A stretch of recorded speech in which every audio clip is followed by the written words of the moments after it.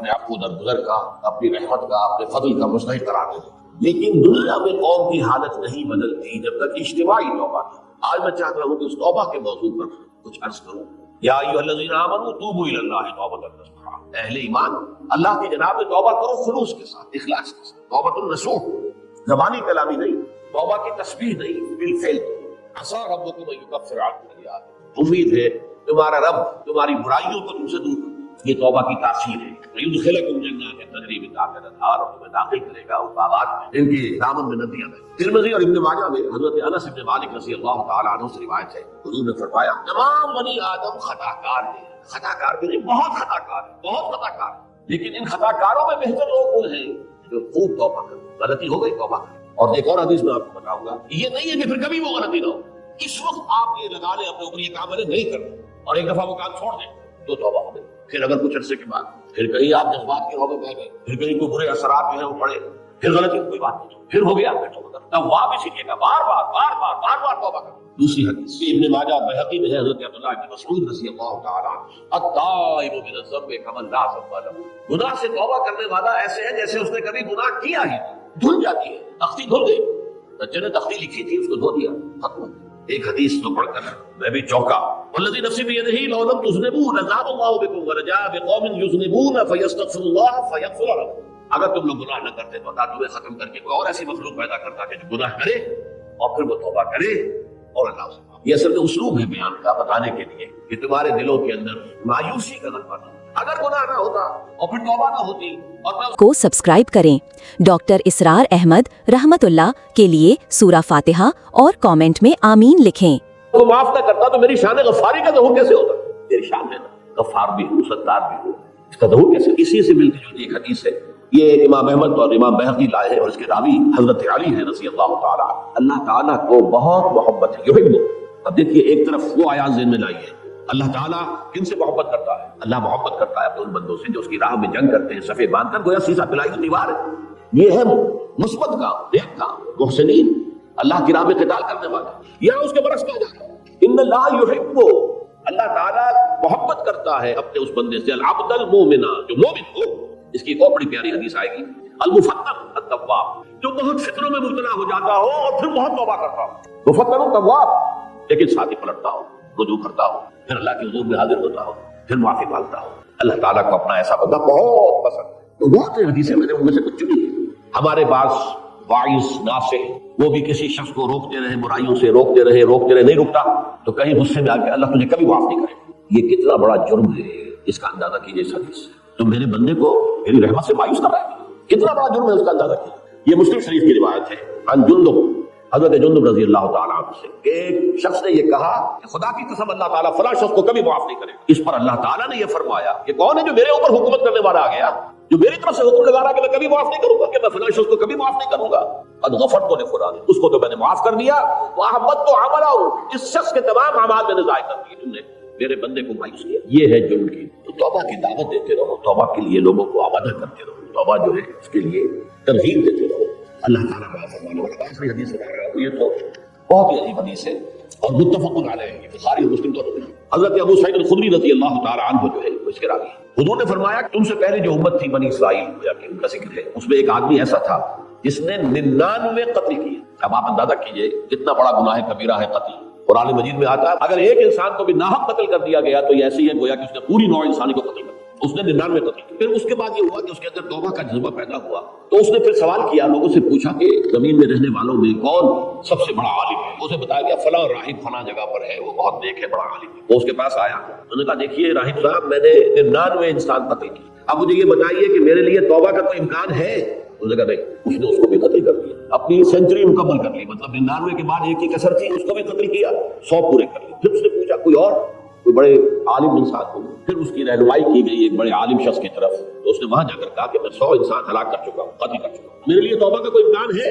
کیوں نہیں، 100 قتل کیے تب بھی کیا، توبہ کا راستہ دروازہ کھلا ہوا ہے. جب تک کہ وہ گھنگرو نہیں بج رہا اس وقت تک تمہارے توبہ کا دروازہ کھلا ہوا ہے. تمہاری توبہ کے درمیان اور تمہارے درمیان کون حائل ہو سکتا ہے؟ توبہ کا دروازہ کھلا ہے. لیکن ساتھ ہی کام ایسے کرو جہاں تم رہتے ہو وہاں نہ جاؤ واپس، وہاں کا ماحول اچھا نہیں ہے، معاشرہ اچھا نہیں ہے. ہو سکتا ہے کہ تم توبہ پر قائم نہ رہ سکو. تم فلاں جگہ چلے جاؤ، وہاں اچھے لوگ آباد ہیں، ان میں جا کر رہو. وہاں ایسے لوگ آباد ہیں جو اللہ کی بندگی کرتے ہیں، تو تم ان کے ساتھ مل کر اللہ کی بندگی اور پرستش کو اپنی زمین کی طرف اپنے وطن میں واپس پہنچ جاؤ، وہ بری جگہ ہے۔ تو وہ چل پڑا، ہجرت کر رہا ہے، اس جگہ جا رہا ہے جہاں کا راہب نے بتایا تھا۔ جب آدھا راستہ اس نے پورا کر لیا تو اب وہ جہنم کے فرشتے بھی آ گئے اس کی جان قبض کرنے کو، اور جنت کے بھی آ گئے۔ رحمت والے جو فرشتے ہیں، جنت والے، انہوں نے کہا یہ شخص توبہ کر کے اللہ تعالیٰ کی طرف ہجرت کر رہا تھا، اس لیے اس کی نیت کی بنیاد پر اب یہ جنتی ہے، لہذا اس کی روح ہم قبض کریں۔ عذاب والے فرشتے ہیں، وہ کہیں گے تو نے توبہ کے بعد کوئی نیک عمل تو کیا ہی نہیں، تو کس بنیاد پر اس کو تم جنت میں لے جاؤ؟ اس کو تو دوزخ میں جانا چاہیے۔ تو ان کے پاس اللہ نے ایک اور فرشتے کو بھیج دیا، آدمی انسانی شکل کے اندر۔ ان فرشتوں نے کہا بھائی ہمارا فیصلہ کرا دو، اس کی روح ہم لینا چاہتے ہیں یا ہم لینا چاہتے ہیں؟ انہیں حکم بنا دیا کہ تم فاصلہ ناپ لو، جہاں سے وہ چلا ہے اور جہاں جا رہا تھا اور یہاں اس کی موت ہو رہی ہے، تو کون سا فاصلہ زیادہ ہے؟ جب ناپا گیا، بلکہ ایک حدیث میں آتا ہے کہ اس پر اللہ نے زمین کو جو ہے حکم دے دیا، ایک طرف والی زمین تو سکڑ جا، دوسری والی جو ہے تو پھیل جا، تاکہ وہ جو جا رہا تھا وہ زیادہ قریب ہو جائے بنسبت اس کے کہ جہاں سے وہ چلا تھا۔ تو اس فیصلے پر پھر جو فرشتے تھے، رحمت کے فرشتے تھے، وہ اس بندے کو لے گئے جنت۔ یہ ہے توبہ کی عظمت اور اس کی تاثیر۔ اب آئیے اجتماعی توبہ کا طریقہ کار جو میں نے بہرحال بیان کیا ہے۔ پہلے افراد توبہ کریں اور صحیح توبہ کریں۔ صحیح توبہ کیا ہے؟ ہماری زندگیوں میں کوئی حرام شے ہے فوراً نکالوا، ہماری معاشرت اور اس معاشرے میں رہتے ہوئے جو قانون ہے جس کے ہم پابند ہیں، ہم کسی زانی کو رجم نہیں کر سکتے، ناممکن ہے، یہ تو قانون ہی بنے گا تب ہوگا۔ ہم کسی چور کا ہاتھ نہیں کاٹ سکتے، تو قانون بنے گا تو ہوگا۔ تو ہم جن چیزوں پر عمل نہیں کر سکتے قانوناً، ان کے علاوہ باقی پوری شریعت جس پر عمل کیا جا سکتا اس پر عمل پیرا ہو۔ سود میں بند نہیں کر سکتا، بینکوں کو میں آگ نہیں لگا سکتا، اور بینکوں کو آگ لگا دیں گے تبھی سود تو ختم نہیں ہوگا، لیکن یہ تو کر سکتا ہوں نا کہ براہ راست سود میں منوس نہ ہوں، سود پر قرضہ لے کر اپنا کاروبار نہ چمکاؤں، نہ بڑھاؤں، سود پر قرضہ لے کر اپنے مکان نہ اونچا کروں، یہ تو کر سکتا ہوں۔ تو کم سے کم جو ڈائریکٹ کسی نے قانون نہیں بنایا، لازم ہے آپ پر کہ آپ سودی قرضہ لیں اور اپنی بلڈنگ عالی شان بنا لیں، کسی نے کی آپ کے معاشرے میں کوئی قانون نہیں بنا کہ پردہ ختم، یہ اگر کر رہے تو آپ فحاشی ہے، عریانی ہے، لیکن چوز آپ خود کرتے ہیں، فیصلے کا اختیار آپ کا اپنا ہے۔ تو جن چیزوں کے اندر بھی گناہ سے بچنے کا امکان ہے اس کو عملاً ترک کیا جائے، اور نمبر 2 عزم مصمم کر لیا جائے کہ اللہ اب بقیہ زندگی جتنی بھی ہے اس میں اپنی توانائیاں، اپنی قوتیں، اپنی صلاحیتیں صرف کروں گا تیرے دین کی تبلیغ اور تیرے دین کے قائم کرنے کی جدوجہد۔ یہ لوگ اگر 14 کروڑ میں 14 لاکھ بھی ہو جائے، بہرحال 2-4 کی توبہ کرنے سے ملک کی قسمت نہیں بدلتی۔ محترم تعداد کے اندر جو ہے یہ لوگ اگر ایسے ہو جائیں، اور پھر یہ کہ وہ مل کر اگر زور لگائیں، تو واقعی اس ملک کے اندر شریعت اسلامی کا نفاذ ہو سکتا ہے، اللہ کا نظام قائم کیا جا سکتا ہے۔ یہ ملک بنایا اسی لیے گیا۔ یہ توبہ کرنے والے لوگ جب تک 14 لاکھ نہیں ہے، 1400 ہی ہو، لیکن یہ اگر دعا کریں گے اللہ تعالیٰ کے خلوص کے ساتھ، تو ان کی دعا بہت بڑی ہے۔ اور دعا مخل عبادت، ٹھیک ہے، بڑا لمبا راستہ لگتا ہے یہ کہ 14 لاکھ انسان توبہ کرے، یا 2 لاکھ یا 3 لاکھ انسان توبہ کرے، صحیح معنی میں توبہ کرے، اور پھر وہ جمع ہو ایک طاقت بنے، تن من دھن لگانے کے لیے، جانے دینے کے لیے تیار ہو جائے۔ یہ لگتا ہے یہ کہ کافی لمبا ہے کہ دراز و دور دیدم رہو رسم پارسائی، یہ تو بڑا لمبا راستہ ہے۔ اسی سے لوگ کہتے ہیں کہ پھر کیا حل ہوا؟ تو حل جو ہے تو کوئی عملی حل تو نہیں ہوا۔ اس میں میرا ذہن منتقل ہوا ہے دعا، اجیب دعوت الداعی اذا دعان، امن یجیب المضطر اذا دعاہ۔ بھلا وہ کون ہے جو کسی مضطر کسے کہتے ہیں؟ ایک شخص نہایت پریشان حال ہو گیا ہو، نہایت پریشان حال، اور میں اللہ کو پکارے، پروردگار تو میری دستگیری کر، اللہ کسی اور طرف مجھے کوئی توقع نہیں رہی، کوئی نہیں رہا جس سے مجھے کوئی امید۔ اس دعا کی تو کم سے کم ہم منادی کریں، لیکن پہلے شرط وہی ہے، ورنہ وہ دعا نہیں ہے، ورنہ وہ توبہ نہیں ہے۔ توبہ صحیح ہو، حرام سے اپنے وجود کو، اپنے گھر کو پاک کریں، اس کے بغیر تو جیسے کہ کہا گیا سورہ مائدہ میں، قل یا اہل الکتاب لستم علی شیء حتی تقیموا التوراۃ والانجیل، اے نبی سے کہہ دیجئے اے اہل کتاب تمہاری کوئی حیثیت اللہ کی نگاہوں میں نہیں ہے، تمہاری کوئی دعا اللہ کے ہاں قابل پذیرائی نہیں ہے جب تک کہ تم تورات اور انجیل کو قائم نہیں کرو۔ لہٰذا دعائیں تو نہ بنو۔ 30 لاکھ آدمی جو ہے حج کے موقع پر کیسی دعائیں مانگتے ہیں، کہاں جا رہی ہیں دعائیں، کہاں ہے ان کی قبولیت؟ کیا سا توبہ صحیح ہو، 99 قتل کیوں؟ آپ اولاد سے محبت، اس اولاد کے لیے آپ کیا کرتے ہیں؟ کتنے پاپڑ نہیں پہ، ورنہ ایک آدمی کو اپنے 2 وقت کی روٹی کے لیے کتنی محنت کی ضرورت ہے، وہ ساری محنت مشقت جو کر رہا ہے صبح سے لے کر شام تک کی کمر توڑ دینے والی محنت کس کے لیے کر رہا ہے؟ اولاد کے لیے کر رہا ہے، اس لیے کہ اولاد سے محبت۔ اور آپ کو ایسے لوگ مل جائیں گے جو گویا کہ کلیتاً اپنے وجود کو اولاد کی شخصیت میں گم کر دیں، اس لیے کہ ان کا اور ہائر آئیڈیل زندگی میں ہے ہی نہیں۔ ان جینا مرنا، ان صلاتی و نسکی و محیای و مماتی للاولاد، ان کی نماز، ان کی قربانی، ان کا جینا، ان کا مرنا، ان کی بھاگ دوڑ، ان کی صحیح و جو سب سے بڑھاتی ہے، تو جس سے تعلق خاطر ہوگا، جس سے محبت ہوگی، اسی کے لیے آپ قربانی کریں گے، اسی لیے آپ محنتیں کریں گے۔ اب ظاہر بات ہے کہ دین کے لیے قربانی، دین کے لیے ایثار، دین کے لیے دنیا کا نقصان برداشت کرنا تبھی ممکن ہوگا جبکہ اللہ سے محبت اللہ سے آپ کا تعلق مضبوطی کے ساتھ آئے. یہ اللہ کے ساتھ تعلق کو مضبوطی سے قائم رکھنے کے لیے دو چیزیں بتائی گئی، بلکہ پہلے ایک چیز سمجھ لیجیے، وہ ہے ذکر، اللہ کی یاد. یہ ذکر جو ہے یہ ہے کہ جو آپ کا تعلق اللہ سے بہت ہے، اس سے اس کے ساتھ تعلق جو ہے وہ استوار ہوتا ہے، تازہ رہتا ہے. اگر کہیں اس کے اوپر گرد و غبار آ جائے دنیا کی مصروفیات اور مشغولیتوں کی وجہ سے، دنیا کے صدموں کی وجہ سے، دنیا کی مصیبتوں کی وجہ سے، تو جب اللہ کو آپ یاد کرتے ہیں تو وہ ایسے ہے جیسے کہ پھر آپ نے وہ گرد و غبار چٹک دیا اور آپ کے دل کے اندر پھر اللہ کی محبت جو ہے وہ اثر نو جاگتی ہو گئی، وہ پھر اس کے اندر سے چمک اٹھی. یہ ذکر ہے اصل میں کہ جو بندہ مومن کا سب سے بڑا، اس کو سب سے زیادہ قوت عطا کرنے والی چیز اللہ کا ذکر. لیکن ذکر کے بارے میں چند چیزیں میں عرض کروں گا، اس سے پہلے یہ مضامین کبھی نہیں آئے ہیں ان محفلوں میں، توجہ سے اس کو سنیے. ہمارے ہاں ذکر کے بارے میں بڑے موازنے ہیں، اس لیے کہ سب سے پہلا معاملہ تو یہ ہے کہ ذکر اور ذریعہ ذکر، ان دونوں چیزوں کو گٹمٹ کر دیا گیا. ذکر اور ہے، ذریعہ ذکر اور. ذکر کیا ہے؟ استحضار اللہ بالقلب. ذکر اصل میں ہے اللہ کو دل میں موجود رکھا، اللہ کو دل یہاں اس کی یاد یا اس کی محبت یا اس کے ساتھ لگاؤ اور تعلق کو قائم. استحضار اللہ بالقلب. اب جس چیز کو ہم ذکر کہتے ہیں وہ ذریعہ ذکر ہے. میں بیٹھ کر اگر کہہ رہا ہوں سبحان اللہ سبحان اللہ سبحان اللہ سبحان اللہ، یہ ذریعہ ذکر ہے، ذکر نہیں ہے.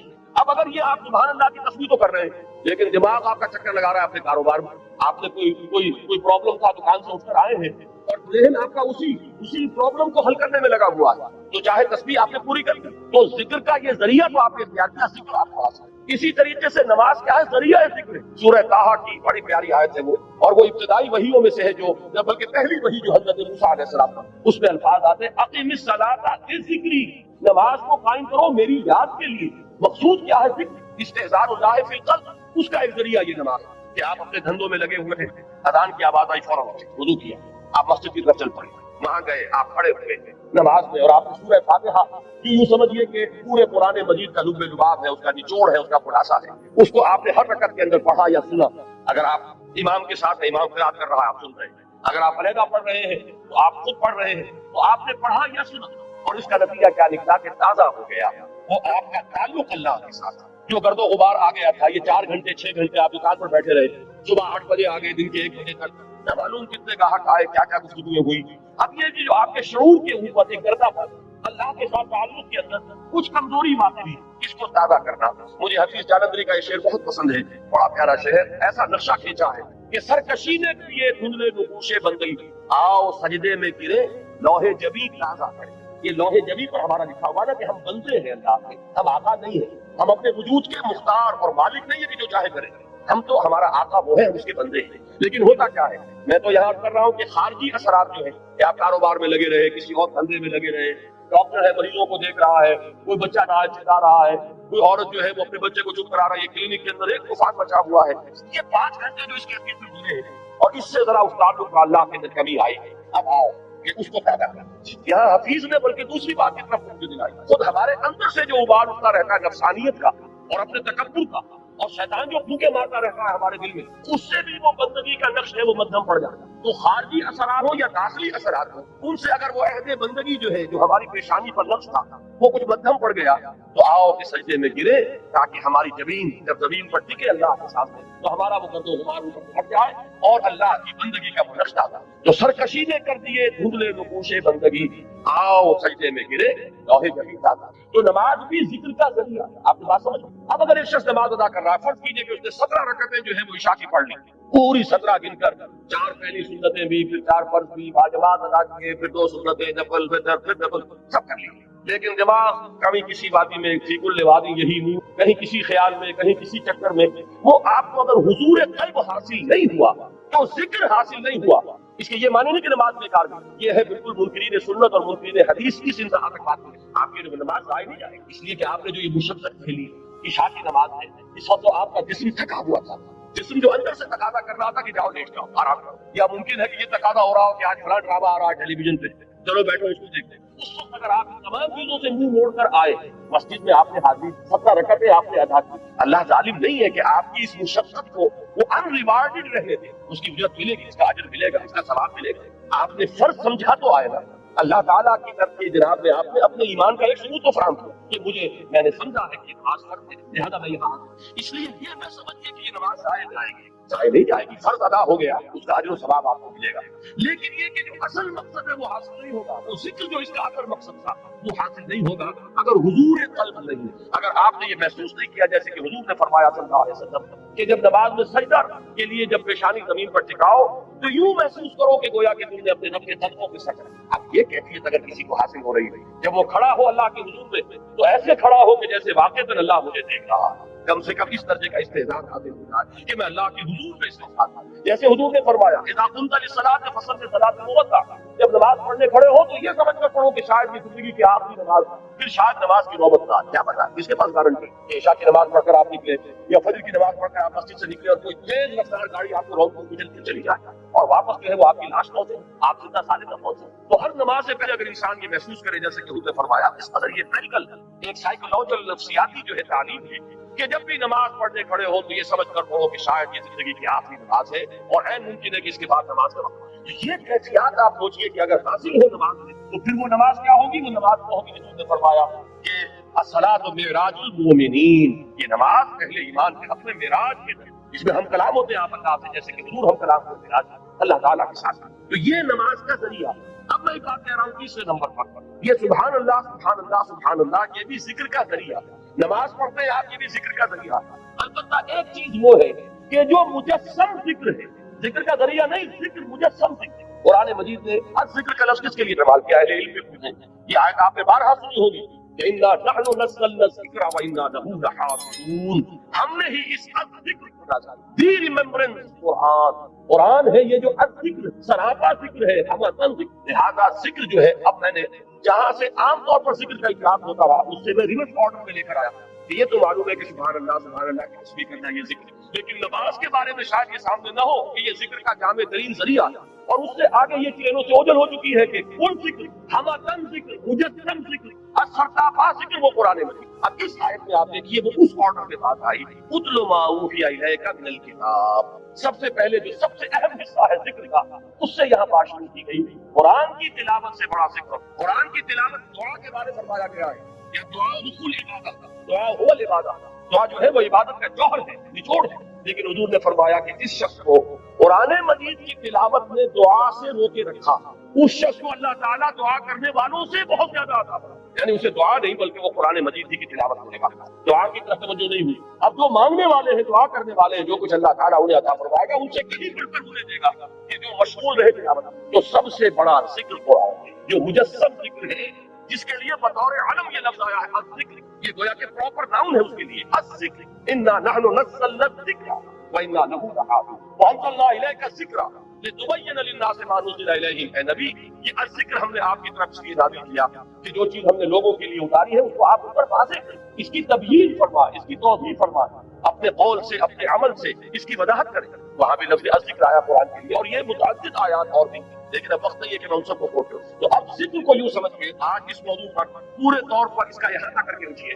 ایک بات تو ہمیں یہاں سے معلوم ہو گئی کہ ولا ذکر اللہ اکبر، یقیناً اللہ کا ذکر سب سے بڑی شے، بہت بڑی شے نہیں، اکبر ہے افعل التفصیل، سب سے بڑی شے۔ اس راہ میں صبر کے لیے، اس راہ میں استقامت کے لیے، اس راہ میں پابندی کے لیے، اللہ کے دین کے لیے ایثار و قربانی کرے انسان اور دل پشمردہ نہ ہو بلکہ اور خوشی ہو، اور اس کے اندر جو ہے اس کے دل کی کلی کھلتی تھی کہ اللہ کی راہ میں یہ تکلیف بھی آئی، رہے نصیب کہ اللہ نے ہمیں اس قابل سمجھا کہ ہمیں اپنی راہ کی تکلیف کے لیے منتخب ہو، اللہ کی راہ میں مجھے یہ جلا کٹا فطرہ بھی سننا پڑا، ذہن نصیب کہ اللہ تعالیٰ نے ہمیں اس قابل سمجھا کہ نبی اکرم صلی اللہ علیہ وسلم کو اگر جلے کٹے کٹی بات سننی پڑی تو ہمیں بھی کا کوئی حصہ ہمیں بھی، جو بجائے اس کے کس سے دل پشمردہ ہو، دل کی گل کھلے، وہ ہے ولا ذکر اللہ اکبر۔ اس میں سب بڑی چیز کی جس سے انسان کو مدد ملے گی وہ اللہ کا ذکر۔ لیکن اللہ کے ذکر کے بارے میں جو باتیں میں نے عرض کی، نمبر ایک یہ کہ ذکر علیحدہ ہے، ذریعہ ذکر علیحدہ، ذکر ہے اس کے اللہ ہے بالقلب، اس کے لیے جو ذرائع اختیار کیے جائیں گے اب ان میں جب میں اوپر سے چلوں گا نزولی ترتیب سب سے اوپر کیا ہے؟ تلاوت قرآن، اتل ما اوحی الیک من الکتاب، اس لیے کہ قرآن ذکر ہے لہذا اس کی تلاوت سب سے بڑا ذریعہ ذکر ہے، سب سے اہم، سب سے مقدم، سب سے پہلا ذریعہ ذکر تلاوت ہے، اتل ما اوحی الیک من الکتاب۔ نمبر 2 پر ہے نماز۔ نماز جو ہے اس کے بارے میں یہ عرض کر دوں کہ یہ جامع ترین ذریعہ ذکر، مقدم ترین وہ ہے قرآن کی تلاوت، اہم ترین ہے قرآن کی تلاوت، لیکن جامع ترین یہ ہے، وہ کس لیے کہہ رہا ہوں، اس میں دیکھیے 4 چیزیں جمع کر دی گئی ہیں۔ نمبر 1 اس میں ذکر قولی بھی ہے، ذکر عملی بھی. آپ پڑھ بھی رہے ہیں سورہ فاتحہ، زبان سے بھی کہہ رہے ہیں سبحان ربی العظیم، زبان سے بھی کہہ رہے ہیں اللہ اکبر، اور رکوع میں بھی جا رہے ہیں اللہ اکبر کہہ کے. جب آپ گئے رکوع میں تو آپ نے اپنے وجود سے بھی ذکر کیا، اپنے وجود سے بھی گویا کہ ظاہر کیا آپ اللہ کی بڑائی کے قائل ہیں کہ آپ اس کے سامنے رک رہے ہیں. پھر آپ جب سجدے میں گرے ہیں تو گویا کہ آپ نے اپنے پورے وجود سے ظاہر کیا کہ آپ کے ذہن میں، آپ کے قلب پر اللہ کی عظمت کا نقش اتنا گہرا ہے کہ آپ نے اپنی پیشانی. معلوم یہ ہوا کہ یہ ذکر قولی بھی ہے اور ذکر عملی بھی شامل ہے. جیسے سائنس کی تعلیم ہوتی ہے، کلاس روم میں لیکچر ہوتے ہیں، پھر جا کر لیبارٹری میں ایکسپیریمنٹیشن ہوتی ہے. یہ دونوں چیزیں جب جمع ہو جاتی ہیں تب وہ بات راسخ ہو جاتی ہے. تو ذکر قولی اور ذکر عملی. اور نمبر 2 ذکر قولی پہ بھی اب یہ میں اب ایک اصطلاح خود ایجاد کر کے آپ کے سامنے رکھ رہا ہوں. ایک ہے ایکٹیو ذکر اور ایک ہے پیسیو ذکر. ایکٹیو ذکر کیا ہے؟ جس میں خطاب ہوتا ہے اللہ کے ساتھ، جس میں کہ علامہ اقبال نے میننگ آف پریئر، ان پر ان کا ایک لیکچر ہے، وہ جو ان کے 7 لیکچر تھے تباہ شدہ ریکنسٹرکشن آف تھاٹ ان اسلام، اس میں میننگ آف پریئر ان اسلام، اسلام میں دعا اور نماز کا مقام کیا ہے، اس کا مفہوم کیا ہے. تو بڑی پیاری بات یہ کہی ہے کہ انسان جب دعا کرتا ہے اللہ سے تو اس میں وہ انائے صغیر انائے کبیر کے بالکل سامنے آ جاتا ہے. ایک تو یہ ہے کہ آپ جملہ خبریہ کی شکل میں اللہ اکبر اللہ اکبر اللہ اکبر آپ نے 34 مرتبہ کہا، اللہ سب سے بڑا ہے، اللہ سب سے بڑا ہے، اللہ سب سے بڑا ہے. یہ غائب کے سیغے میں بات ہو رہی ہے، اس میں خطاب نہیں ہے.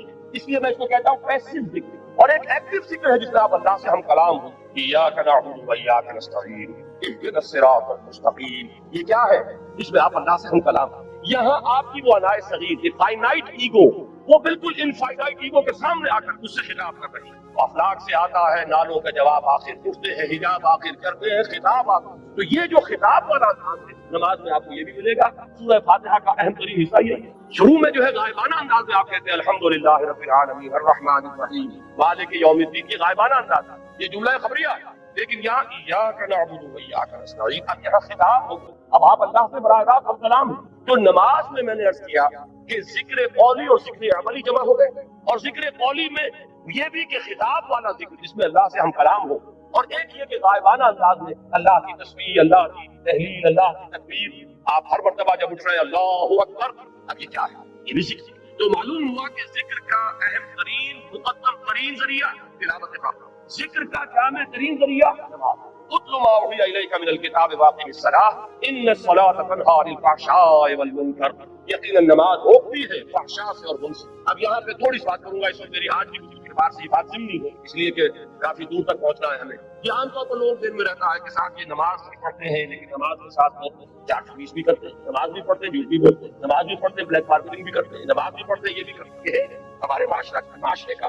اور نوجوان نسل میں جو ابا اور جو بغاوت پیدا ہوئی ہے دین سے، میں بربلا یہ کہتا ہوں کہ یہ ان مذہبی لوگوں کا رد عمل بھی جنہیں وہ اپنی آنکھوں سے دیکھتے ہیں کہ ہمارے ابا جان نماز میں تو بڑے پکے ہیں، لیکن اتنے ہی پکے جو ہے وہ دکان پر جھوٹ بولنے میں بھی. ظاہر بات ہے کہ بیٹے سے تو چھپی ہوئی بات نہیں، آپ کسی سے چھپا لیں گے، آپ کی بیوی سے تو آپ کی کمزوریاں جو ہے وہ چھپی ہوئی نہیں، آپ کے گھر والوں سے، آپ کی اولاد سے. کہ نماز میں بھی بڑے پکے ہیں، جھوٹ بولنے میں بھی. ظاہر بات ہے کہ اس کی طبیعت، نوجوان جو ہے اس کا معاملہ یہ ہوتا ہے کہ وہ ان چیزوں پر غور کرتا ہے. چاہے اگر سعادت مند ہے آپ کے سامنے بولتا نہیں، لیکن آپ نے بولا اس کا ایک اثر قبول کرتا ہے اور وہ سمجھتا ہے کہ نماز میں کا فائدہ کیا ہے. اگر نماز کے ساتھ یہ بھی ہے، اگر نماز کے ساتھ سنگ دلی ہے، ایک غریب آدمی کو دیکھ کر آپ کا دل نہیں پسیجا، نوجوان جو ہے اس کا بھی تاثر قبول کرتا ہے کہ ہمارے ابا جان کے پاس کتنی کچھ دولت ہے اور اس نے اپنے ایک دکان کے ملازم کے ساتھ کیا شروع کیا ہے. اس کی بیوی بیمار تھی، اسے کس قرض کی ضرورت تھی اور ابا جان نے کس طریقے سے گاڑیاں دکھا دی. یہ نوجوان جو ذہن ان چیزوں کو دیکھتا ہے اور ان سے امپریشن دیتا ہے، اس سے تاثر ہے. تو یہ مسئلہ ہمارے ہاں کے زندہ مسئلوں میں سے کہ کیا وجہ ہے کہ ہماری نمازیں جو ہے بے سمجھ. قرآن دعوے سے کہہ رہا ہے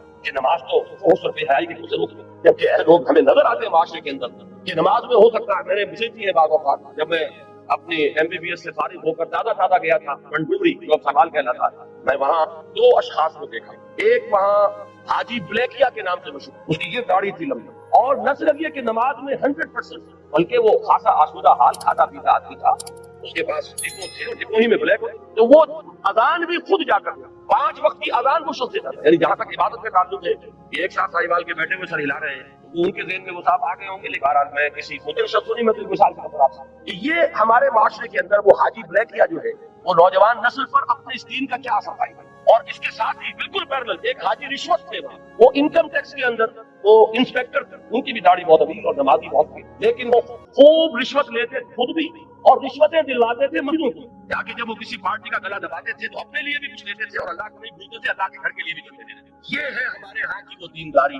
کہ جس کی وجہ سے واقعہ یہ ہے کہ نوجوان نسل سے اگر ہوئی ہے تو اس کے کچھ اسباب ہیں. بعد سبا ہی ہم آب ہے، یہ ہمارے اپنے کرتوت ہے کہ جس کی وجہ سے نوجوان نسل میں بغاوت رہتا ہے. وہ کیوں ہے؟ وہ اسی وجہ سے ہے کہ یہ نماز رہ گئی رسم ادا، روح بلالی. پوری زندگی کے ساتھ اس کی کوئی کوآرڈینیشن نہیں، اس کی کوئی مطابقت نہیں. زندگی میں جو کچھ امنگیں ہیں، ارادے ہیں، جو ویلیوز ان لائف، اس کا اس نماز کے ساتھ کوئی تعلق نہیں رہا. یہ ایک اپینڈکس ہے، یہ ایک زمینہ کی حیثیت سے انسان کی زندگی کے اندر علیحدہ جڑی ہوئی شے ہے. اس کا اس کی اصل سیرت سے اصل کردار سے یہ وجہ ہے کہ یہ نماز وہ نماز ہے. ہمارا یہ حج 30 لاکھ افراد حج کر رہے ہیں، لیکن یہ کہ کوئی دنیا میں اس کا اثر.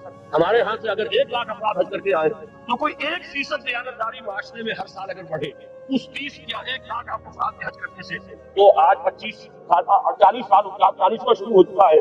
40% تو ہمارے ہاں دیانتداری بڑھتی اور بددیانتی گھٹ گئی. لیکن نہیں، معلوم ہوتا ہے کہ جو کچھ ہے وہ سب ہے. نمازوں، روزوں، قربانیوں، حج، یہ سب باقی ہے، تو باقی نہیں. وہ بیچ میں جو روح ہے وہ نکل سکی. اب یہ ریچولز کی شکلیں اختیار کر چکے ہیں یہ اعمال. یہ وجہ ہے، ورنہ واقعہ یہ ہے کہ بندہ مومن کے لیے سب سے بڑی بات وہ یہ نماز. اللہ کے ساتھ تعلق قائم کرنے والی سب سے بڑی چیز نماز. اچھا، ذکر کی بات کر رہا تھا. مقدم ترین اہم ترین ذکر تلاوت. نمبر 2 نماز. نمبر 3 وہ جو حضور صلی اللہ علیہ وسلم سے جو مسنون دعائیں.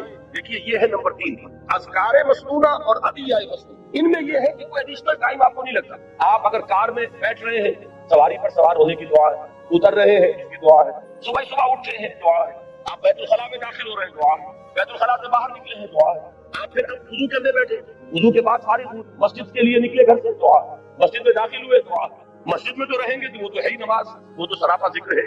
واپس آئیں گے پھر دعا ہے، گھر میں داخل ہوں گے پھر دعا ہے، بازار کے لیے نکلیں گے دعا ہے، واپس آئیں گے دعا ہے، سفر پر جائیں گے دعا ہے، واپس آئیں گے دعا ہے. یہاں تک کہ آخری بات عرض کر دیتا ہوں کہ آپ تعلق ذر و شوق نہ کرتے ہیں تو بھی دعا. کوئی عمل زندگی کا ایسا نہیں ہے جس کے لیے مشکل دعا. آئینہ دیکھتے ہیں تو دعا، کپڑے بدلتے ہیں. یہ دعا جب انسان یاد کر کے مانگتا ہے تو اس سے 2 تیر، ایک تیر میں 2 شکار ہو. کیا کہ ایک طرف تو دعا میں آپ کس سے خطاب کر رہے ہیں؟ اللہ سے. اور دوسرے یہ کہ الفاظ کون سے استعمال کیے جو منقول ہے رسول اللہ صلی اللہ علیہ وسلم. تو گویا کہ 2 نسبتیں پائی ہیں. نماز آپ نے اگر کھانا کھایا، الحمدللہ الذی اطعمنا وسقانا وجعلنا، کس کا شکر؟ اللہ کا. اور کس کے الفاظ ہیں یہ جو آپ اس وقت ادا کر رہے ہیں؟ محمد الرسول. تو گویا کہ لا الہ الا اللہ اور محمد اللہ دونوں نسبتیں جو ہماری ہیں وہ دعویٰ ہو گئی اس دعائے نسبت. جو نمبر 3 میں اس کو رکھیے، پنجاب میں وہ بڑا پیارا جملہ ہے اس کے لیے کہ اگر آپ کو ویڈیو اچھی لگی تو چینل کو سبسکرائب کریں. ڈاکٹر اسرار احمد رحمت اللہ کے لیے سورہ فاتحہ اور کامنٹ میں آمین لکھیں.